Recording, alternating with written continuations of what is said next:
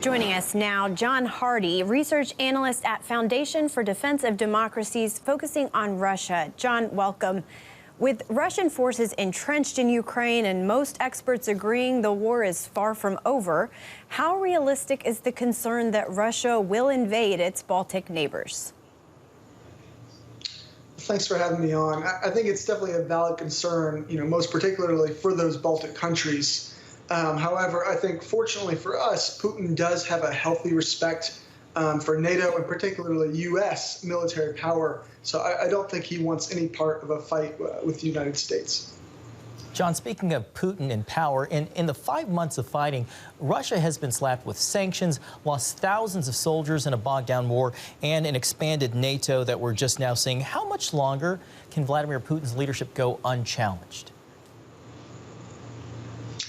Well, if you're referring to, sort of a challenge from within, whether it be from the street or from, an elite coup, something like that, I think Putin is really sitting pretty comfortably.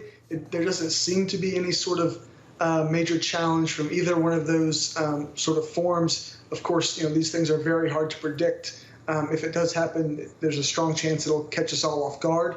But, if I were Putin, I wouldn't be too worried about that. In terms of how long Putin can carry on in Ukraine, I'd say it probably at least a year, give or take. I think the Russians have enough ammo and equipment to sustain it probably about that long. The question really is manpower. They're trying to do some things to sort of mobilize on the cheap, but Putin doesn't want to deploy conscripts en masse or sort of declare like a general mobilization, basically for political reasons. So with those political constraints, I'd say maybe a year or so.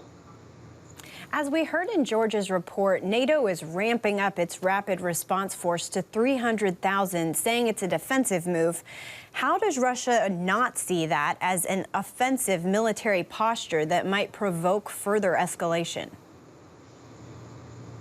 Well, just to be clear, we won't necessarily put all these troops, right on the border. These forces will be high readiness forces that we can, deploy quickly.